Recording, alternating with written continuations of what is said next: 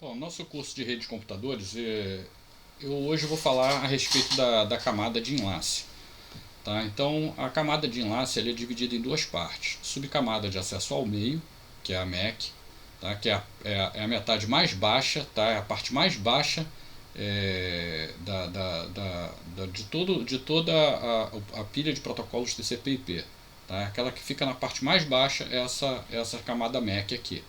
E tem uma outra camada que fica acima da MAC que se chama LLC. A gente vai ver isso um pouco mais para frente. Essa LLC é chamada camada de enlace.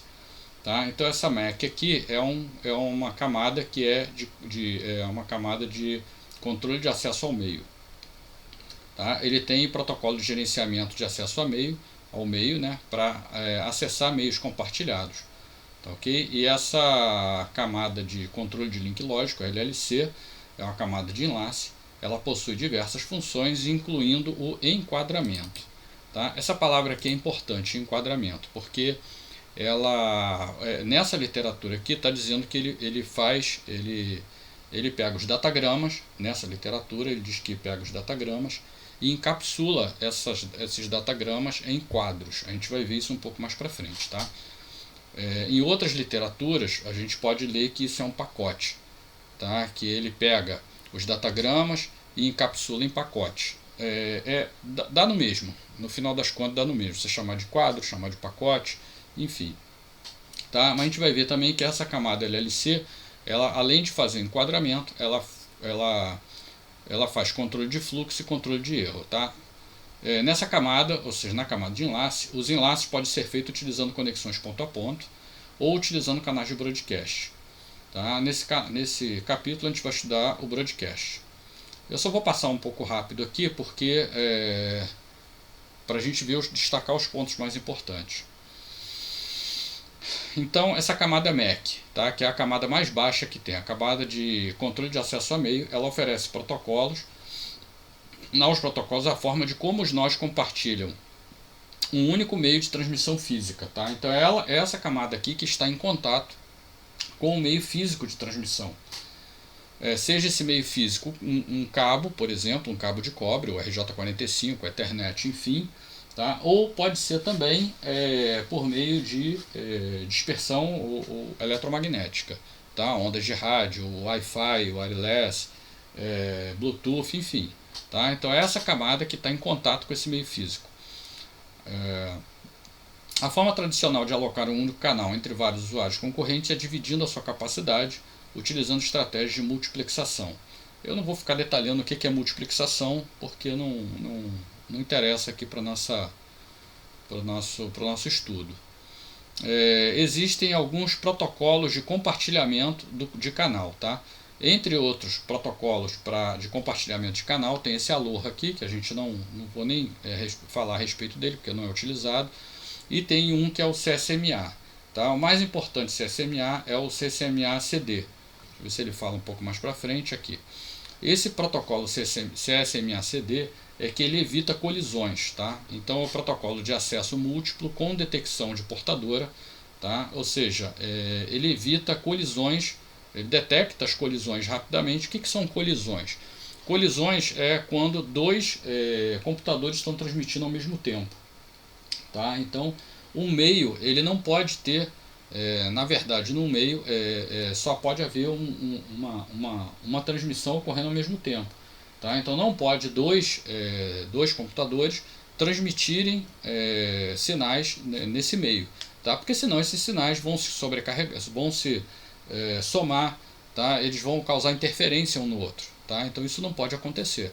E vai acabar destruindo as informações que tem nos dois quadros que estão circulando ali.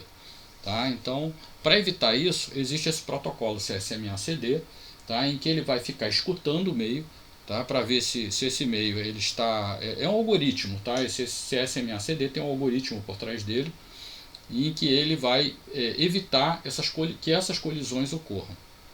Qual é o problema da colisão, mais uma vez? O problema da colisão é que vai haver os sinais vão se sobrepor. Tá? Então, os pacotes vão se sobrepor. Os sinais que estão tramitando ali, quando a gente fala de pacote, a gente está falando de sinais que estão tramitando. Tá? E são sinais analógicos. tá? Que contém, nesses sinais analógicos, eles contêm informações digitais. Tá? Então, os sinais analógicos eles não podem se sobrepor, tá? Porque senão um causa interferência no outro. Entendeu? Então, para evitar isso, tá? E o nome disso se chama colisão. Tá? Quando duas placas de rede, vamos supor, como esse exemplo, duas placas de rede transmitem ao mesmo tempo. Tá? Então vai haver essa sobreposição de sinais analógicos aí no meio e vai ocorrer interferência de um no outro. No final das contas, os dois vão ser destruídos. Então, para detectar essas colisões, que é muito ruim que isso ocorra no meio, existe esse protocolo CSMA-CD que funciona nessa camada MAC. Tá? Esse é um dos protocolos mais utilizados que tem. Nesse protocolo, a estação deve escutar o canal enquanto está transmitindo. Se o sinal que ela lê for igual ao que está sendo enviado, a transmissão está correta. Caso contrário, ela saberá que estará havendo uma colisão. Nesse último caso, a estação cancela a transmissão, espera um tempo aleatório e tenta transmitir novamente. Existem outros meios para evitar colisão, tá? Mas isso vai ser visto mais para frente. Tá? Então aqui nós temos um quadro circulando, né, no meio. Esse quadro aqui é em forma de sinal analógico. Tá? Aqui você tem um tempo de espera, um tempo de inatividade, tudo isso faz parte do protocolo CSMA-CD, faz parte do algoritmo.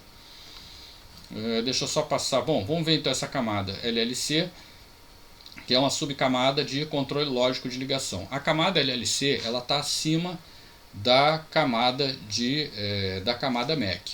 Deixa eu só mostrar para vocês isso aí, essa sobreposição de camadas. Esse aqui é um site da Cisco, tá? Esse aqui é um site da Cisco, deixa eu mostrar aqui para frente, tá? Em que ele dá uma visão geral do TCP/IP. Tá? Então a própria Cisco, tá? Aqui nós temos a camada OSI e aqui nós temos o protocolo. Essa aqui é o nosso protocolo OSI, né? Seria aquele protocolo hipotético OSI que a gente já viu em aulas anteriores.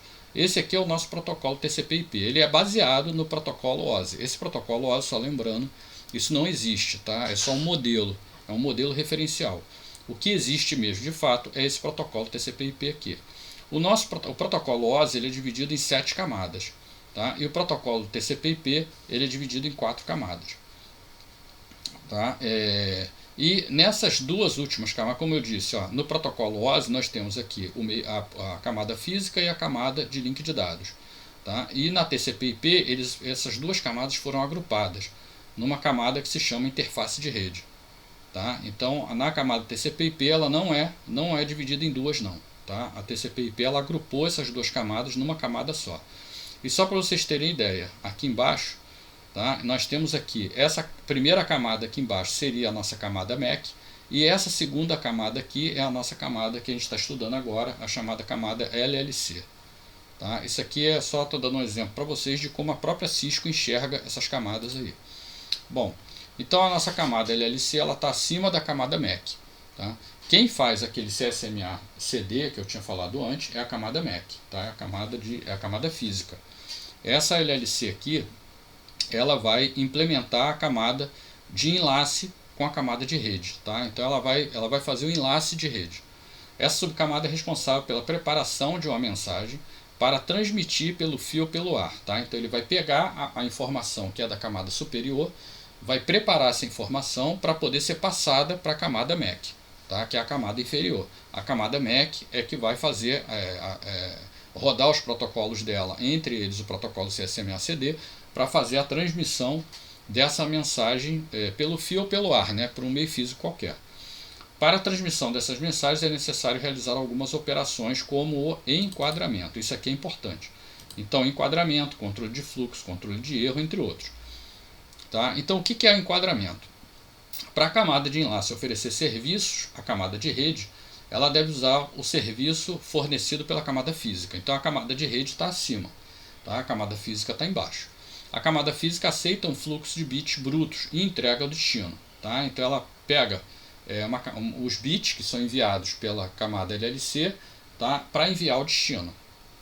A camada de enlace recebe esse fluxo de bits sem garantia de estar livre de erro, sendo responsabilidade desta camada detectar e, se necessário, corrigir erro. Então, olha só, a camada de enlace, a camada física, ela simplesmente pega os bits e repassa, tá? Tanto da camada LLC para o meio, como do meio para a camada LLC. ela não faz nenhum tipo de verificação, nenhum tipo de controle. Quem vai fazer algum tipo de verificação e controle, a primeira verificação e controle que é feito é pela camada LLC. Então, a estratégia usada da camada de enlace é dividir o fluxo de bits em quadros. Isso aqui é importante. Essa palavra quadro aqui é importante. Em quadros distintos e usar um detector de erros para cada quadro. Esse detector de erro também é muito importante. A gente vai ver ele mais para frente. Quando esse quadro chegar ao seu destino, o detector de erros usado será comparado. Se os resultados forem diferentes, a camada de enlace perceberá o erro e provavelmente descartará o quadro defeituoso e o enviará novamente.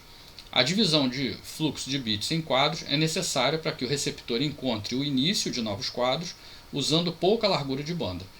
Tá? Eu não vou ficar aqui definindo os métodos de enquadramento não. Tá? A gente vai passar direto aqui e vamos lá ver uma parte que é mais importante. Seria essa parte de sequencialização. O que é isso? Na camada de enlace, nem todos os protocolos podem transportar pacotes do mesmo tamanho, variando entre pacotes grandes e pequenos, como por exemplo os quadros Ethernet não podem conter mais do que 1500 bytes de dados, tá? Enquanto quadros para alguns enlaces de longa distância não podem conter mais do que 576 bytes. Essa quantidade máxima de dados que um quadro pode carregar é denominado MTU. Tá? Então, o que ocorre é que existem diversos protocolos, como a gente já viu anteriormente. A pilha de protocolos TCP/IP é formada por diversos protocolos. Cada protocolo desse, ela admite uma determinada quantidade de informações. Só que a camada LLC, tá? A camada de enlace, ela não pode ficar dependente dessa variabilidade de dados que existe nas camadas superiores. Então o que ela faz? Ela padroniza, entre aspas, tá? Ela padroniza um tamanho fixo de bits que podem ser, de dados que podem ser transmitidos pelo meio. Tá? Então ela definiu como 1500 bytes de dados. Então cada quadro que vai percorrer o meio, ele vai ter que ter um máximo de 1500 bytes de dados. Ok? Isso para esse tipo de enlace. Tá? Existem outros enlaces em que o MTU ele é diferente, ele é de 576. Então MTU é a quantidade máxima de dados que eu consigo transmitir num quadro. O datagrama IP é encapsulado dentro do quadro. Então veja bem, o que é um datagrama IP? Ele vem da camada de rede, ele vem da camada acima.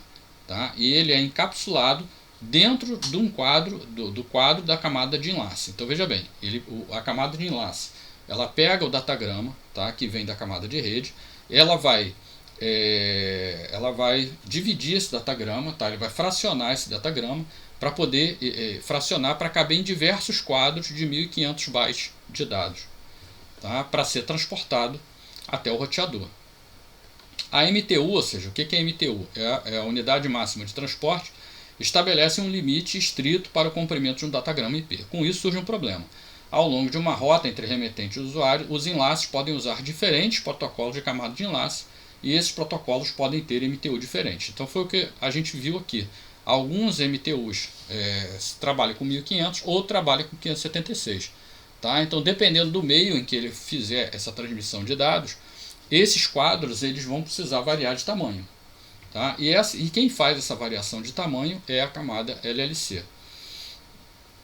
Tá? Então para isso, aqui embaixo a gente vai ver isso. Para exemplificar melhor o problema, imagine um roteador interligando diversos enlaces com diferentes protocolos com diferentes MTUs.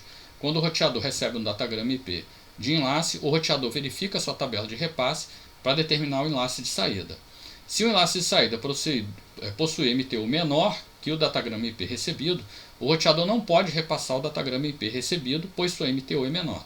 O que significa que, de alguma forma, o roteador terá que diminuir o tamanho do datagrama. A solução a esse problema é fragmentar os dados do datagrama IP em partes menores e depois enviar esses datagramas menores pelo enlace de saída. Esses datagramas menores são denominados fragmentos, tá? Ou quadros. Tá? Tem gente que chama isso aqui de quadro, de pacote, de fragmento, enfim. Esses fragmentos precisam ser reconstruídos antes de chegar ao seu destino final, na camada de transporte do destino. Porém, se a reconstrução fosse dever dos roteadores, prejudicaria o desempenho dos roteadores. Dessa forma, essa tarefa de reconstruir os fragmentos ficou sob a responsabilidade dos sistemas finais. Então veja bem, o que ocorre é isso aqui. Você tem um datagrama grande, tá? Você tem isso aqui, um datagrama, que ele chega num determinado roteador, tá? Então, lógico, ele foi fragmentado antes, tá? Em quadros menores. Quando ele chega aqui no roteador, se o roteador possui a mesma MTU de saída, ele simplesmente, o que ele vai fazer? Ele vai pegar, ele vai olhar o conteúdo desse quadro, vai olhar o endereço IP dele, tá? Porque o endereço IP a gente vai ver mais para frente. Ele faz parte do datagrama, tá? Ele tá encapsulado dentro do quadro. Então o roteador, o switch, enfim, ele vai ter que abrir esse quadro. É como se fosse um envelope, tá? Então ele vai abrir esse envelope, vai abrir esse quadro, tá? Vai olhar o endereço IP, vai ver a que rede pertence essa informação, tá? E vai verificar na sua tabela interna de roteamento, no caso se for um roteador, ou se for um switch, vai verificar para onde que ele vai repassar essa informação. Tá legal? Se tiver um MTU por acaso menor, ele vai fragmentar isso mais ainda, tá? O MTU em meios físicos costuma ser 1500 bytes, tá? Se for o mesmo 1500 bytes, ele simplesmente vai encapsular aquilo de novo, vai botar dentro de um outro quadro e vai transmitir para frente, tá? Então é assim que funciona. Os quadros ficam sendo transmitidos de um para o outro. Quando chegar no final, tá? Eles são reconstruídos, tá? Então esses quadros, quando chega aqui ao final, o LLC da estação de destino vai pegar esses quadros e vai reconstituir o datagrama inicial. Então vai reconstituir esse datagrama que saiu aqui do início aí, tá bom? Então é assim que funciona o trâmite de informações, tá? E é para isso que serve essa camada LLC. Vamos ver aqui só uma olhada aqui. Isso aqui seria um datagrama IPv4, tá? Datagrama. É isso aqui que vai ser enquadrado, tá? Ou que vai ser encapsulado dentro de um quadro. Quando a gente fala enquadrado, a gente fala que isso aqui vai ser fragmentado. Se isso tiver mais de 1500 bytes, ele vai ser dividido, tá? Esse datagrama vai ser dividido para poder caber no limite de 1500 bytes dos quadros para ser transmitido. Então veja, é no datagrama que você tem os endereços IPs, ó, tá? De início e de destino, tá? Então é por isso que os roteadores, por exemplo, os switches do roteador, ele tem que abrir esse envelope do quadro, tá? Ou desenquadrar, conforme vocês queiram entender assim. Ele desenquadra isso, ele abre esse envelope, olha o endereço IP que está ali dentro para determinar a que rede pertence. Ele vai olhar esse endereço IP de destino e vai tentar verificar a que rede esse computador de destino pertence, tá? Para poder encaminhar direito esse datagrama. Tá legal? Feito isso, quando ele olhou o endereço IP de destino, ele vai enquadrar de novo, tá? Ele vai fazer um novo pacote para mandar para frente isso aí. Mas ele já sabe para onde vai mandar. Deixa eu só passar aqui essa parte de controle de fluxo. Eu quero passar aqui para uma parte de detecção de erro, mas eu quero chegar lá no CRC. Checksum, CRC. Bom, essa parte do CRC é uma parte muito importante que é feita pela camada LLC. O que é isso? Quem é que vai garantir que um quadro, tá? que um quadro de dados está chegando íntegro no destino? Tá? Então ele chegou lá numa determinada camada no destino e a camada LLC pegou esse quadro lá. Como é que ele vai saber que esse quadro está íntegro? Através de uma coisa que se chama CRC. Tá? Verificação de redundância cíclica. Tá? É isso que significa CRC. Tá? Então ele vai pegar esse quadro. No final desse quadro aí tem uma sequência de bits. Essa sequência de bits, tá, se chama CRC. E é esse CRC que vai determinar a integridade desse quadro. Tá? Se não bater, existe um algoritmo que vai fazer o cálculo de diversos componentes ali daquele quadro que vai determinar esse CRC. Se houver uma assimetria, tá? Se não bater o algoritmo que calcula o CRC com o quadro, esse quadro ele vai ser descartado. Tá? Ele vai ser simplesmente descartado. Tá? Existe uma técnica de cálculo aí que eu não vou entrar nesse detalhe. O que eu quero destacar é a importância do CRC nessa camada LLC. Tá? Então o CRC é um algoritmo que existe, tá? É uma verificação de redundância cíclica para verificar se esse quadro está chegando íntegro no destino. Aqui tem várias informações a respeito do cálculo de CRC. Existem outros protocolos também, mas isso aí não é muito importante. O mais importante seria o CRC mesmo, para fazer essa detecção de erros, tá? Então o CRC ele serve para isso, ele serve para fazer a detecção de erros nos sistemas.